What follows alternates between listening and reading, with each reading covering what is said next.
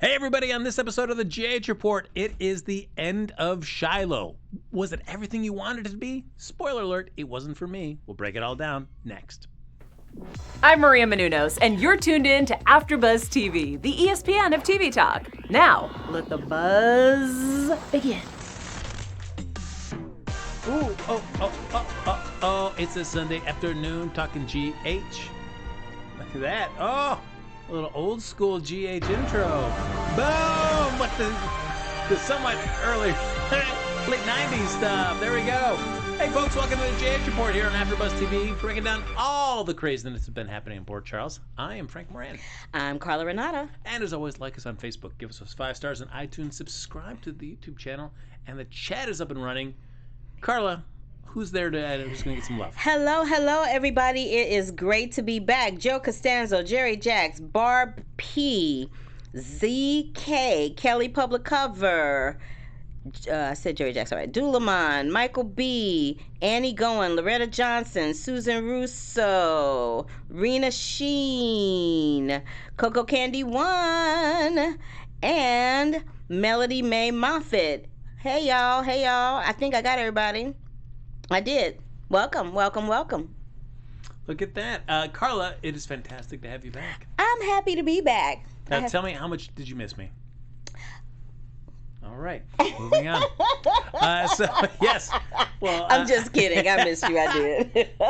So we're going to break down all the nonsense, but that's been happening in Port Charles here. But, Carla, before we get into the specifics, what did you think of this past week of GH? Oh, my God. I'm so happy that Shiloh storyline is done. But it was kind of like, really? That's how you going to have him go out with a flare gun? For real, though? I'm like, I don't know about that. But yeah, I was happy to see that storyline come to a resolution, and I was happy to see the Franco storyline ramp up a little bit.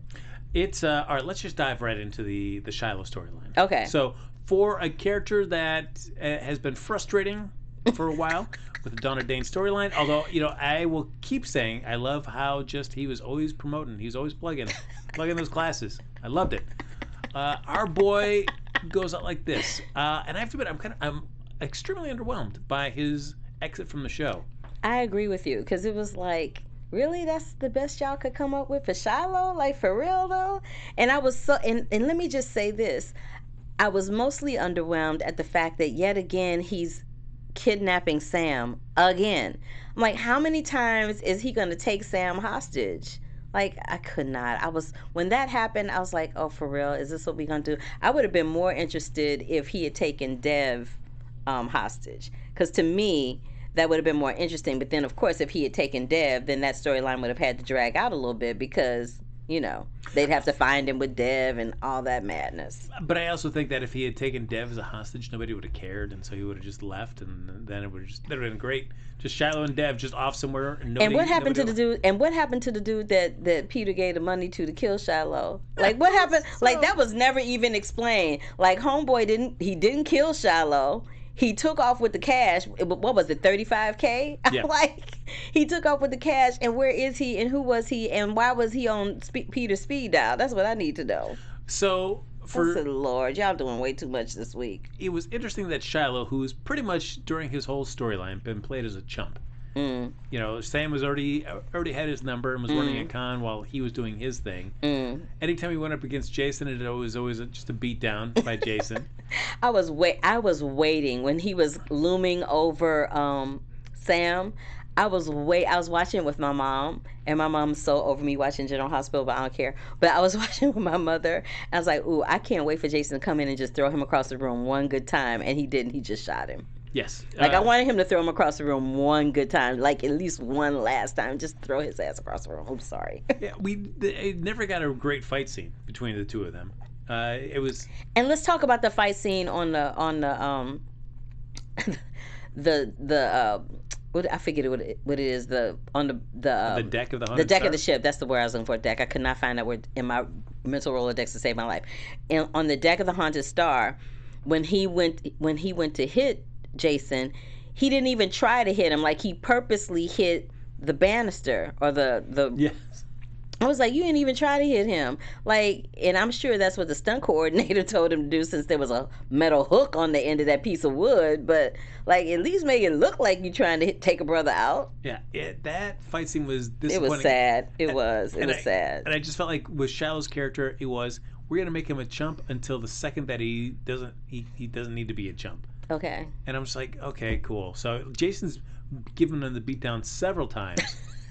And now, because it's the big moment, all of a sudden Shiloh can take Jason on pretty much one-on-one to the point where he can throw Jason down to the ground. I'm like, that was not working for me. That was not working for me at all. I was just like, ugh. And so we do the terrible thing where it's like you knew things were going to happen, where it's like it's Sam and Jason are out there on the deck. They've already shot Shiloh. The one, they don't check the body. They just walk away. So I'm like, okay, that's stupid. But then they get onto the deck and Sam goes, oh, I'll go pilot the ship.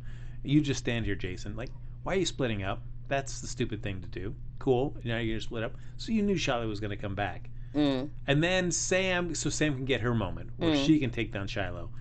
I thought, if you're gonna have Shiloh be dead, why not just have him fall on the deck and just die there from getting hit with a flare gun in the back? But he falls off the ship, so it teases you with the idea that he maybe still be alive until we see him in the body bag. Then you're like, okay, all right. Then that was somebody in the chat room said at least he went out better than Drew. Well, yeah. I mean, I feel like the reason for Drew is because we don't know what's going to happen with that character. Right. Yeah, so I feel like they're not showing you anything, so they have all options on the table on how to bring him back. Right. Speaking of Drew, let's just talk about that storyline for a second. Let's just talk about the fact that Kim has lost her damn mind. She's lost her mind. She is cuckoo for Cocoa Puffs crazy. Now, you know in your head that this is Elizabeth's husband. You're going to sleep with him anyway because he's saying all the stuff that Drew would say to you, knowing that this isn't really Drew. This is just Drew's memories coming out of somebody else's mouth. I'm like, I cannot with that. But I do love the fact that Julian dropped her like a hot cake. He was like, deuces, I'm out. You know what at least I did like is that Kim fessed up. It wasn't dragged out. Like she's like, oh, I'll go to New York with you, and we had to see a little her hemming and hawing that whole time. No, yeah. At least we got a resolution to that. Yeah, I do appreciate the fact that she didn't drag it out. But I was growing weary of watching her be in angst all the time. Like, I understand that there's no timetable on grief. I get that. But in the world of a soap opera, it's been enough. Oh, for sure. I'm like, and I love the actress that plays Kim, but I just couldn't watch her be in angst one more day. I just couldn't do it. I did like the scenes of her calling Diane to try to get help for Drew Frew being locked up in General Hospital. And Diane's like, my hands are full. My plate is full. My hands are like. She was like, I can't. She almost had that tone of her voice, like, yeah, I can't deal with this right now. Yeah, which I thought was comical. It was comical because that call comes after she's already sat down with the commissioner and Jason and Sam, already resolved that. So it's like, that's out of the way. You just got to listen to Dev, who that's going to be very brief. That's still too much for you right now, Diane? You can't? No? All right. Cool. It's so, I mean, because we do see the scene between Franco / Drew and Liz, where in General Hospital, where they talk about again that there's only 4 possible outcomes for this, and 3 of them end up bad. And only one out of those 4. Is it still worth taking those odds? That as they kept saying that over and over again, I was conflicted on that. But let me just flip it back real quick to Kim when Elizabeth showed up, and how Elizabeth went in on her and slapped the hell out of her. We very rarely see Elizabeth get aggressive, and we very rarely see her take any physical action like she took out on Kim with anybody. We very rarely see that out of that character. They have been having Elizabeth portrayed so, like, for lack of a better way to say it, almost angelic, like she can do no wrong, because she, even when the worst thing possible would happen to her, she would still kind of just sit back and go, well, you know, and she would make excuse after excuse. I loved seeing her lose control and go completely off and in on Kim, and Kim could do nothing but stand there and take it and then go get out of my house. But but what you gonna do? Yeah, you gonna put her out of your house because she's whooping your butt.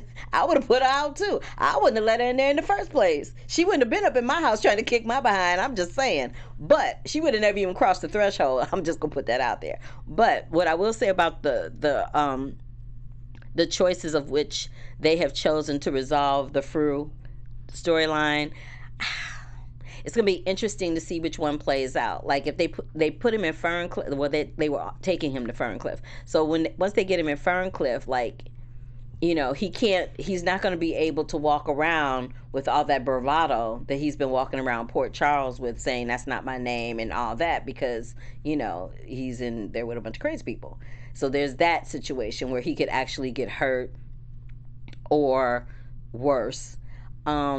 And then there's a situation that they actually do the mind mapping and he ends up as a vegetable. So there's that. But I don't think they're going to let that happen. I really love the moment that he had with Aiden. And where Aiden was saying, and remember when we did this, and remember when we did that. And that was so touching. That was a very touching scene with that little boy. That little boy is fierce, by the way. Yeah. He's a really good actor. I love that they gave him a moment to be able to have a conversation with Franco / Drew before they took him off. But yeah, I'm not sure how that's going to play out with all those different scenarios, I really don't. And I also appreciated the fact that as they were taking him off, they didn't have him being completely pissy to Elizabeth as he was being taken off. Like after he had that conversation with Aiden, he truly understood that these are people that love him and they're doing what they're doing because they love Franco. It's not a united front against Drew per se, but this is what they're doing to get Franco back because they have no other recourse. So I get it, but it'll be really interesting to see how this all plays out. Yeah, it's and I can understand where Liz is coming from. It's like Franco's last words to camera, where it's like, tell your mom I'm coming back. So I can understand why Liz is absolutely holding on to that, to the man she loves, wanting to come back. Yeah. But it is those are steep odds, 1 out of 4 that you're gonna get your man back. Yeah, I mean, and even Cameron is questioning it. Even Cameron's like, is it worth it to, like, at least we would have his physical body, but his physical body wasn't even trying to be there. His physical body was trying to bounce with Kim. And I love how Kim really was trying to hold on to that. So now I'm wondering what's going to happen with her. When that time does come, Kim and Franco, they go down to the dock, and before they can make their move, all of a sudden two goons come and get him from the hospital. To go wrangle him up. And I guess I would love just that you just hear just a sentence or a name check just for why, but he's Drew, who is a Navy SEAL and a formidable person who can hold his own. Is it only because he's in Franco's body and it's just a different body with different musculature that he could not fight those two guys? Because if you mention it, that's a good point. He was a Navy SEAL. He should have been able to take those dudes down like with one pinky. Yeah, and we didn't. That's see a really him good fight back. point. He's just like, oh, I gotta go. Let's go down. That was a really good point. I didn't even think about that. That's a good point. Yeah, that was kind of lame. So it's like I'm waiting to see this Drew start kicking butt in Franco's body, but that's not happening. Maybe that'll happen when he goes to Ferncliff. Maybe he'll be in a situation where he has to, because I feel like this version of Drew is desperately trying to not go there, so to speak. I feel like he's desperately trying to not be physical because maybe he's afraid that he does have like that killer instinct that might take somebody out. You know what I mean? Yeah. So this thing is sliding off my head. Let me fix this. I'm like, I looked up at one point and they were all the way back. I'm like, what's that doing in the middle of my head? I feel like because he is a Navy SEAL and they are trained to defend themselves by any means necessary, I feel like he's kind of been holding back for a second. But you're right. Every time somebody goes to take him down, he's just overcome by the people that go to take him down. Like even when they went to give him a shot in the hospital, he was like, oh, it's like, dude, you were a Navy. That's a really good point. It's like you were a Navy SEAL. You should be able to take these people down with one hand tied behind your back. So that's kind of lame. Yeah. It's because everybody else is seeing him as just an echo, like an echo of Drew that shouldn't even be around, but just is. Yet for this echo, I mean, he knows nothing else than like No, I have all the memories of Drew. I feel like Drew. I can recall everything up to that point that Drew knows. I feel like I am a living, breathing human being in a body that's not mine, but I have all this stuff. So to see, I can completely understand why he wants to fight for the right to still exist. Like I get that, but at the same time, it's like, dude, come on. And then I also I think up until the moment that Aiden came in the room, that was the first time I ever saw that character look like he was actually remorseful that he couldn't remember that he was Franco. I could see that register on Roger Howard's face. So I was like, ooh, this is a nice little scene. You know, they say all the time, children and pets. That's true. Children and pets. They bring out the worst or the best in you. Children and pets. Just saying. But that was a really lovely scene. And another scene that was really lovely, just to switch it off a little bit, is the scene with Dustin and Jocelyn at Oscar's Meadow. Because Jocelyn, and this is another thing, I'm getting real tired of her. Like, again, I will say this again, grief has no timetable. I understand that. But come on. But like you said, on a soap, you're like, okay, and on a soap, enough. But on a soap, it's like, okay, enough is enough. So they move through grief, honey. Like most people change lanes on the freeway. So it's like, come on, let's just move this along. Come on, speed, speed, speed. But what I will say is, there's something about that Dustin dude that just, it doesn't rub me the wrong way. I just feel like this persona that he is exuding and exhibiting to everyone is not who he really is. Like there's some other alternative motive for him to be there, because he just got a little too entrenched with too many people too quick. Even him sleeping with Lulu was a little too fast. Really? I mean, yeah, like, it is. Like I'm kind of with Olivia on that one. Like the ink ain't even dry yet, and you bopping this dude over here. Like, come on, girl. Yeah, but get also, some decorum. I mean, Dante's been gone for quite a while. I understand that, but you got kids. Like, this is the thing. If she was single and that went down, I'm like, get your groove on. But you have children, so you can't just children can become very confused. Well, why isn't my daddy here? And who is this person? Is this person my new daddy? Like, it's very confusing for children. So in that respect, I'm kind of like, girl, I'm gonna need you to slow your roll just a little bit. And even Maxie says, you know, if you just getting your swerve on, it's all good. I will support you. But when it starts looking like you trying to fall in love with somebody, I'm gonna have to step in and be like, hold up, wait a minute, what you doing?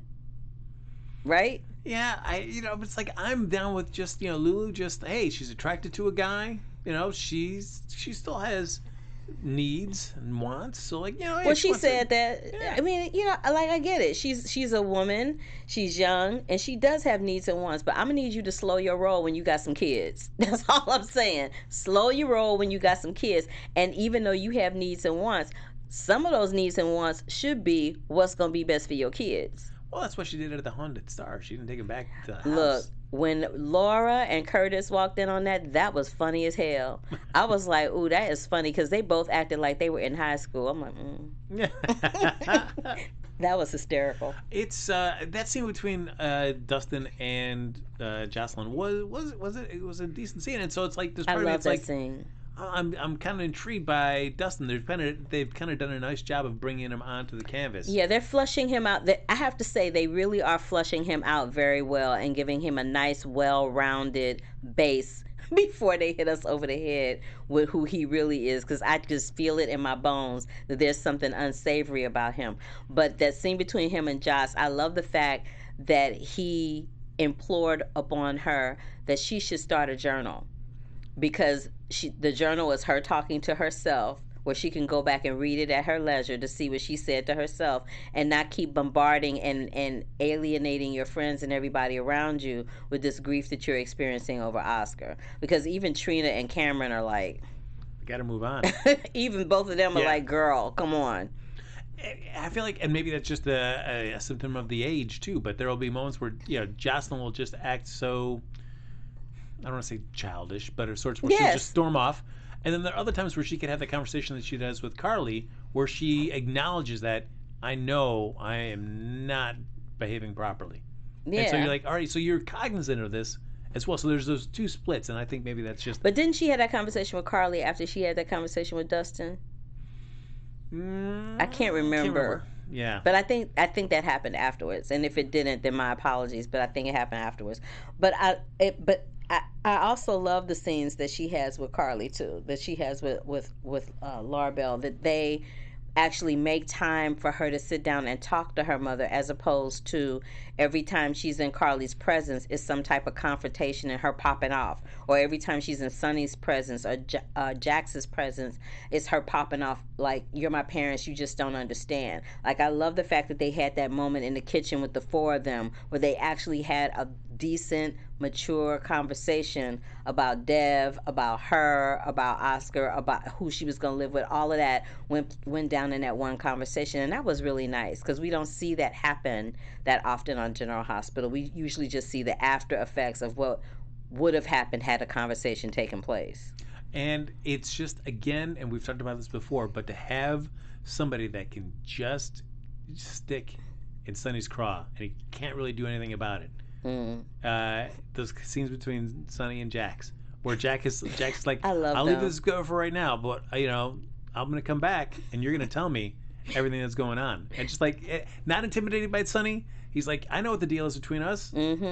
So, like, he does not pretend that they're friends. Nope. He does not pretend that, it's all good in the hood. He doesn't. He's like, I don't like you, you don't like me. Let's not act like we're going to try to be friends for the sake of my ex-wife and my daughter. Let's just keep it real. I appreciate, writing-wise, I appreciate that. Because if they tried to do anything other than that, that would be less than realistic for the fans like yourself and I and the people in the chat room that watch the show. We'd be like, what the hell? What is going on? In the chat room, by the way, they're saying that they feel like Dolores Leach, hey Dolores, and Daisy Flower 40 and Charlie in Charge, I see y'all have joined us. She's saying that Dustin will steal her journal, and that's probably what's going to make him unsavory. I'm telling you, I feel like something's coming. What is that? Because Dustin is encouraging her to keep this journal, and then somebody else, I can't remember who said it, and might have to go back and look, but somebody else said that they feel like there's going to be something going down between Joss and Dustin. Like there might be a little Merry December thing happening. And then somebody else said, people are coming up with theories. And then Charlie in Charge said that Dustin works for Helena. What did it say? Dustin works for Helena or is after the hidden Cassadine will. But I like a guy. Just theories. I like a guy whose motive would be like, I'm going to get people to start journals and then I'm going to steal them. Well, because you know why somebody would say that's why you were laughing. But this is why somebody would encourage you to keep a journal, because that way they know that you're writing stuff down that you feel like you can't discuss with people. If there's something incriminating in there, all they gotta do is get a hold of the journal and boom, boom, boom, it's done. I hate that you laughing at that. Shut up. That's great. I just like it. Like that's the new. We got rid of Shiloh, and now we have a guy that's trying to get people to journal. I'm telling you. Who'll be the new big bad for GH. I'm telling you. Yes. More of that. I'm telling you. Oh, and then Charlie in Charge also says Jocelyn is definitely nervy to tell Carly, who has lost children, that she doesn't understand the pain that she is going through. Because remember, that was part of their conversation. And Carly was like, hold up, wait a minute, little girl. Let me tell you a thing or two. I know what pain is. But that is called being young and stupid and thinking that you know everything that your parents know. It's like, look, I've been there before. I have been where you are. So don't be trying to tell me a thing or two. It's my job to tell you a thing or two and have you learn from my experiences. So I agree with Charlie in Charge on that one. I'm looking for more scenes of Dustin just telling people to journal. Hey, you ever think about starting a journal? Because I think they're right about. I think they're right about Dustin, because remember the scene that happened in Kelly's where she went in to get the cheesy fries and stuff for her and Cam, and then Dustin was sitting there and was talking about her paper, how good it was, and how he felt like she could go deeper and this, that, and the other, and then they're having that class out in the park, and she runs off and he goes off and finds her and uses the excuse of, well, I brought you all out here to the park, and when you go storming off, it's my responsibility to know where you are. I'm like, I'm calling BS on that. What? Hey, of course it is. He's the only person there. I'm calling BS on that. He could have had one of her little friends go get her, because they would know where she was. How did he know she was at Oscar's Meadow? How the hell did he even know where Oscar's Meadow was? I'm just saying. Well, he probably watched her run over there. But they weren't close to Oscar's Meadow. Well, you don't know where they were in the park. Look, they weren't close to Oscar's Meadow. I know that. Oh, yeah. Now, I'm just going to claim that. I know that. I know that, Frank Moran. I have mapped out that park. I have mapped out that park. I know what time it is. I hate you so much right now. I hate you so much. One last thing about Shiloh is, for all our thoughts that we, because it's making me think of it, we're replacing Dustin as the new potential big bad.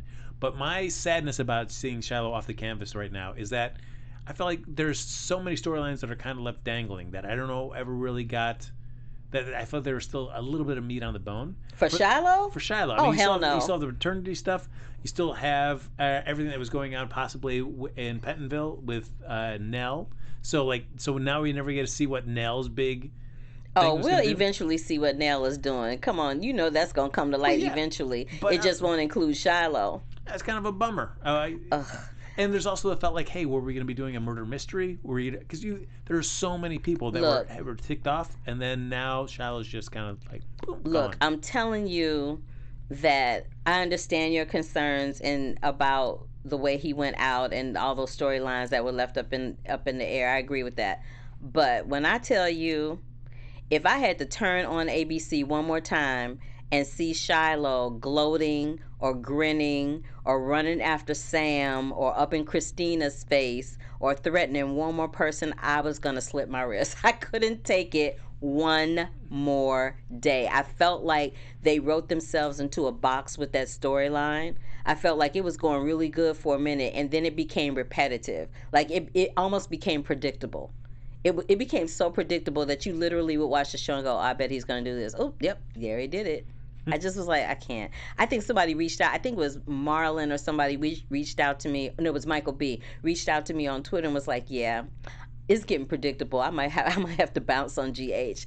I understand, because I was like, oh, Lord, y'all are killing me. Well, I mean, one thing that comes out of that, though, is, well, what is Willow's purpose really now on the show, other than being around still to identify Shiloh's body? Like, I think something may possibly go down with Willow and Michael, and that's going to prove problematic for Sasha, because remember there was that moment where she walked into GH and saw him comforting Willow, and she looked like she felt some kind of way. And let's just talk about the fact that Michael is kind of a hypocrite, because he always he read Nell for filth for lying and being all conniving. And what is he doing with Sasha? The same damn thing. Well, yeah. It's like, come on, Pot, you a kettle, ain't you? Well, but I mean, there is that slight distinction where what Nell was doing was an agenda to punish the people that thought that had done her wrong. Sasha is there to help somebody fill a void in their life, and not trying to take anything out of that. Yeah, I mean, I can understand that, but at the end of the day, it's still a lie. A lie is a lie. No matter what kind of lie it is, no matter how you twist it, she's still telling a lie. Well, that's right, and she admits she knows that. Michael knows that, and I think it's just a question of, do we let them get married first and then say this? Oh no, Michael's not gonna let them get married first, because they invited him to the bachelor party, so he gonna go in on the bachelor party. Remember what he said? I'm just like, he gonna drop the bomb at the bachelor party. Ooh, I cannot wait. I want to talk about this real quick before we go. I want to talk about Ava and that session that she had with Neil, where she was just dropping gems all over the place. She was like drop, and then finally, this was the moment this was an epiphany moment for her, because it was the one moment in all the time that Ava has been on the show that she realized that all of these men, younger, older, same age, whoever they were, that everybody saw what they wanted to see in her.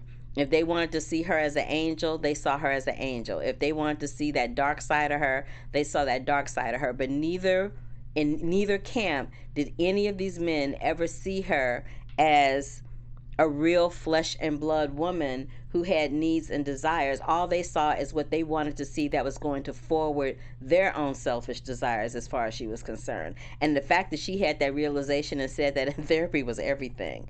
Is it going to make a difference with her? Who knows?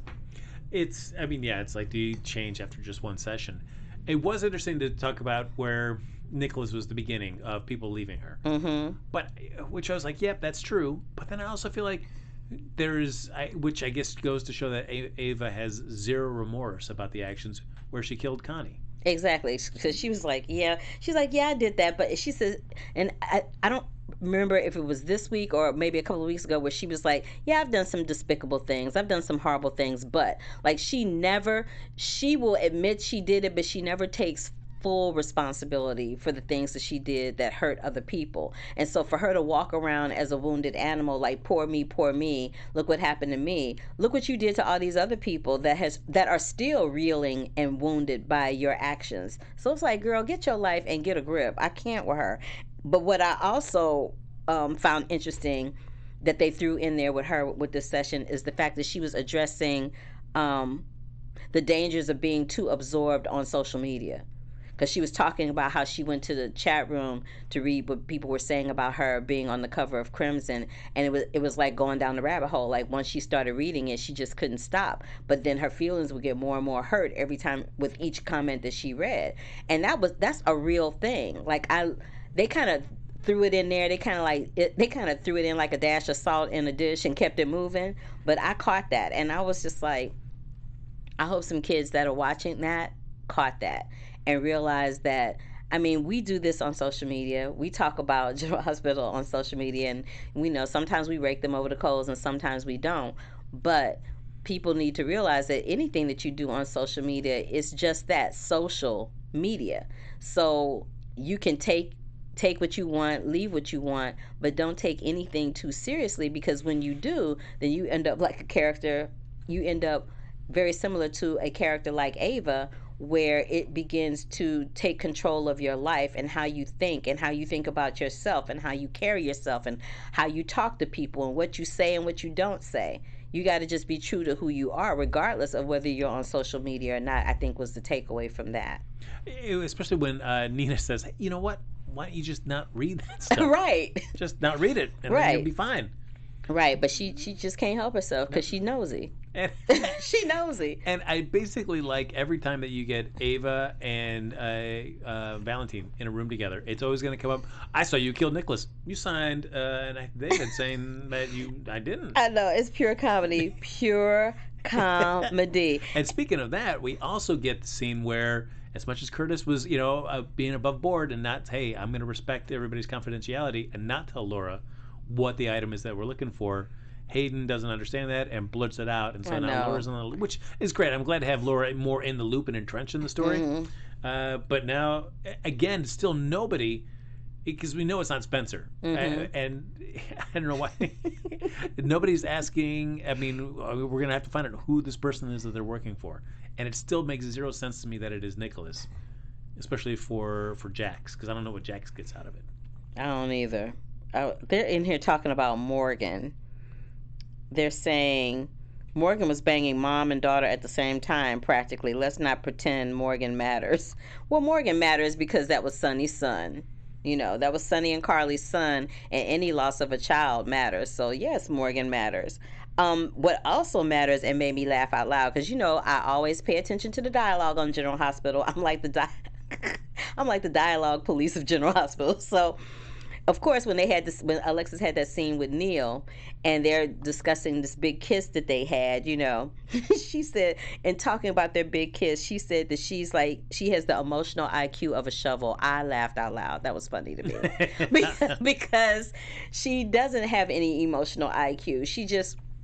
I feel like Alexis is so entrenched with everybody's life, including her clients and her family, that when the attention turns onto herself, she doesn't quite know how to handle it.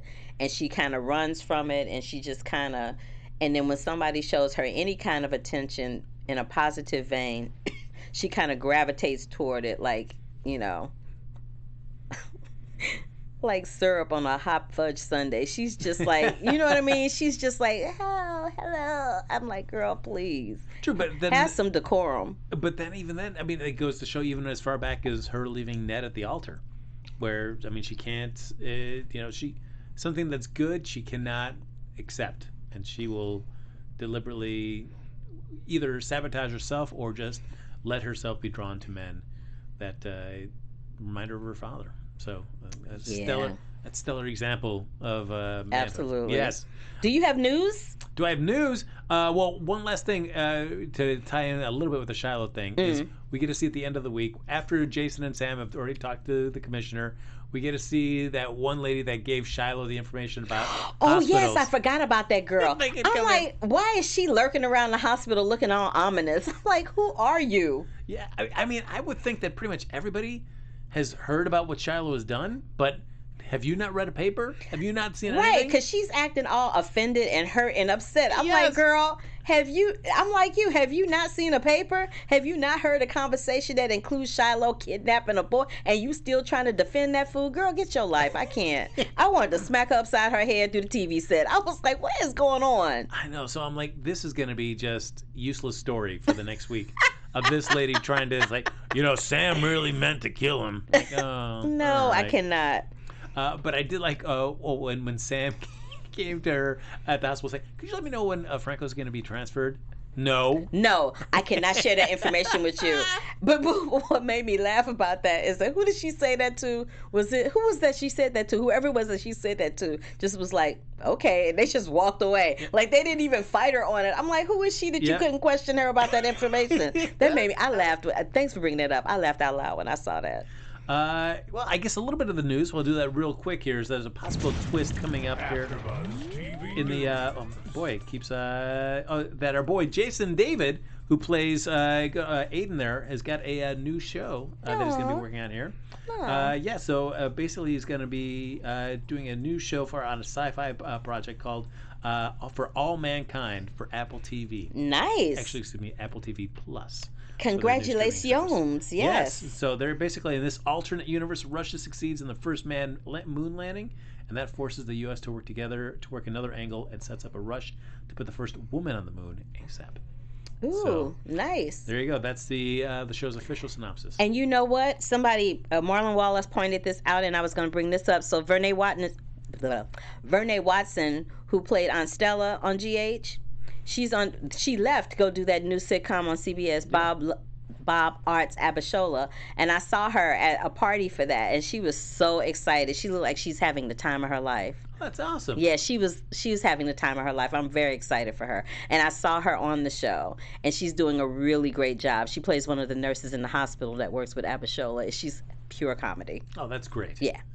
Great. So I assume you asked her to come on over and join us for the show. No, but I will. Because I'm just trying to let her get her legs wet with that show first and get her schedule together. Because, when you start a new gig, you got to get with their schedule and see what you can and work with and what you can't work with. But I'm determined to get her over here because I love her. I'm a huge fan of hers. And I tell her every time I see her, if there had not been a her, if Vernee Watson had not been in Los Angeles doing commercials and print jobs and sitcoms like The Fresh Prince of Bel-Air, I wouldn't be able to do it because she was the founding mother for all of that, the precursor to all of that for me. So I appreciate her presence in that way. I tell her that every time I see her. Oh, that's very cool. Mm-hmm. Ladies and gentlemen, that's going to do it for this episode of the GH Report. My, how time flies.